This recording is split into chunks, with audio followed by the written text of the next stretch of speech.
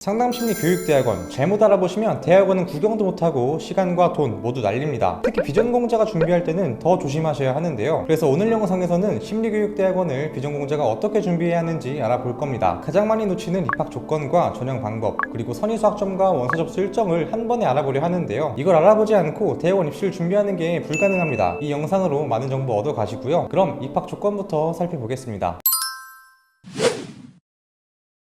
일단 이 심리교육대학원에 진학하려면 관련 학과로 학사가 있어야 합니다. 대부분 심리학사를 취득하시는데요. 이 심리학사를 취득하는 방법이 세 가지가 있습니다. 첫 번째는 정규대학을 졸업하는 방법, 두 번째는 사이버대, 세 번째는 학점은행제이죠. 여기서 첫 번째 방법으로 학사를 취득하는 분들은 많이 없고요. 왜냐하면 보통 직장인분들이나 비전공자분들이 많아서 현실적으로 다시 대학을 다니기가 쉽지 않은 분들이 많죠. 그래서 사이버대나 학점은행제처럼 원격교육으로 진행 가능한 곳을 고릅니다. 이 둘 중에서도 대부분 학점은행제를 선택하시는데요. 비전공자가 사이버대를 편입한다면 심리학사를 따기까지 최소 2년이라는 시간이 걸리지만 학점은행제는 빠르면 2학기만 해도 심리학사 취득이 가능합니다. 비용도 무려 4-5배 정도 차이가 나고요. 그래서 사이버대보단 학점은행제로 진행하는 게 기간과 비용 면에서 훨씬 더 효율적이라고 할 수 있죠. 재학생분 중에서도 학은제로 심리학사 과정을 진행하는 분이 있는데요. 이분은 사회복지학 석사까지 졸업하시고 심리교육대학원에 진학하기 위해서 학은제를 진행하고 있습니다. 이분처럼 최종학력이 대졸 이상인 분들은 명학점부터 단 2학기 과정만 진행해도 학사가 나오는데요. 어떻게 단 2학기만으로도 학사가 나오는 걸까요? 학점은행제에는 타전공 학사라는 과정이 있습니다. 타전공 학사는 16과목만 이수하면 돼서 기간을 대폭 단축시키고 싶다면 학은제를 진행하는 게 좋을 수 있죠. 전문대 졸업인 분들이나 자퇴인 분들은 학은제로 학점을 끌어올 수 있어서 수월하게 학사 취득이 가능합니다. 하지만 대학에서 이수했던 학점이 개인마다 다 달라서 진행 과정이 천차만별로 달라지는데요. 학은제 진행하시는 분들 중에서 내 상황에서는 어떻게 플랜을 짜야 할지 막막하다면 고정 댓글에 있는 카톡 링크로 문의주세요. 제가 안내해드릴 수 있는 교육원에도 심리학사 과정이 있어서 더 자세하게 안내 받아보실 수 있습니다. 자, 이제 관련하게 취득하는 방법은 말씀드렸으니까요. 지원할 때 학생들이 가장 많이 빠뜨리는 유의사항 3가지 살펴볼게요. 첫 번째 전형 방법, 두 번째 선의수학점, 세 번째 지원 시기입니다. 먼저 이 3가지를 대학원별로 한 번에 확인할 수 있는 곳이 있는데요. 바로 전국대학원 사이트입니다. 이곳에서 전체 대학원의 모집 요강을 확인할 수 있죠. 지역별로도 잘 정리되어 있어서 집 근처 가까운 대학원이 어디 있는지도 확인할 수 있습니다. 내가 희망하는 대학원이 있었다면 이 날짜를 눌러주시고요. 그럼 모집 요강으로 이동하게 되는데 여기서 제일 첫 번째로 전형 방법을 확인해야 합니다. 예시로 경희대 교육대학원을 알아볼게요. 모집 요강에 있는 목차부터 확인해 주시고요. 전형 방법을 보면 경희대 대학원은 서류평가와 면접평가라고 되어 있습니다. 이렇게 모집 요강을 하나하나 확인해 보면 대부분의 학교가 서류와 면접만을 본다는 걸 확인할 수 있죠. 서류는 대학교의 성적 증명서를 보는 거고요. 면접은 전공 면접을 보게 되어서 면접자가 전공 지식을 얼마나 깊이 있게 이해하고 있는지를 평가합니다. 하지만 일부 학교는 면접과 필기 고사를 보는 경우가 있고 경력 점수를 보는 학교도 있어서 내가 희망하는 대학원은 입시 전형이 어떻게 되는지 꼭 확인해 보시기 바랍니다. 두 번째 유의사항은 선의수학점입니다. 선의수학점은 30에서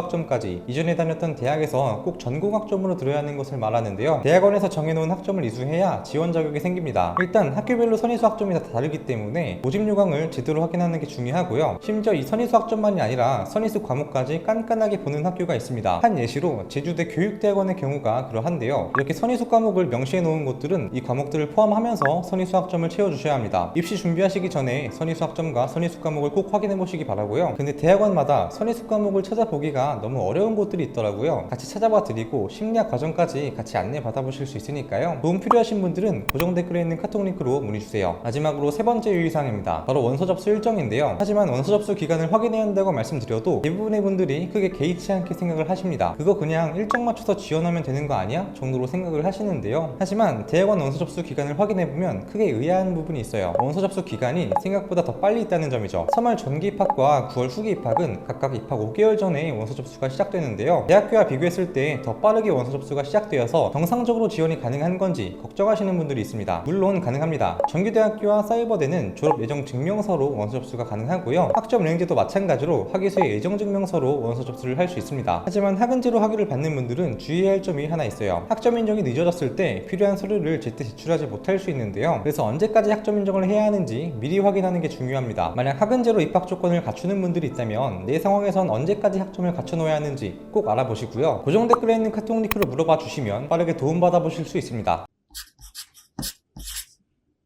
심리 분야는 전부터 꾸준히 인기 있는 학문이라고 할 수 있는데요. 예전부터 심리에 관심이 있던 분들이 대학원에 진학하기도 하시고요. 아까 사회복지학 석사를 졸업했다든지 학생분처럼 위클래스 상담교사가 되기 위해서도 진행을 하시죠. 만약 학점은행지를 통해 심리학 과정을 알아보시는 분들이라면 인터넷에 있는 무분별한 정보 때문에 혼란스러우셨을 수도 있습니다. 어디서부터 시작해야 할지, 내 상황에 맞는 과정은 어떤 건지 막막하신 분들은 고정 댓글에 있는 카톡 링크로 문의주세요. 아무래도 상담을 받아보면 내 상황에선 어떻게 진행해야 하는지 빠르게 알아가실 수 있습니다. 지금까지 가시TV 준일쌤이었고요. 다음 영상에서도 학습자분들에게 더 도움이 되는 내용으로 찾아뵙겠습니다. 감사합니다. 더 궁금하신 점이 있거나 영상에 나온 선생님과 상담을 원하시면 PC는 제목 아래에 있는 더보기란을 클릭, 상단에 있는 상담 링크를 클릭하셔서 문의를 남겨주시면 됩니다. 모바일은 화면 아래에 있는 더보기란을 터치, 상담 링크를 확인해보세요. 카카오톡 상담은 댓글에 있는 링크를 클릭하셔서 궁금하신 내용 남겨주시면 빠르게 답변 도와드리겠습니다.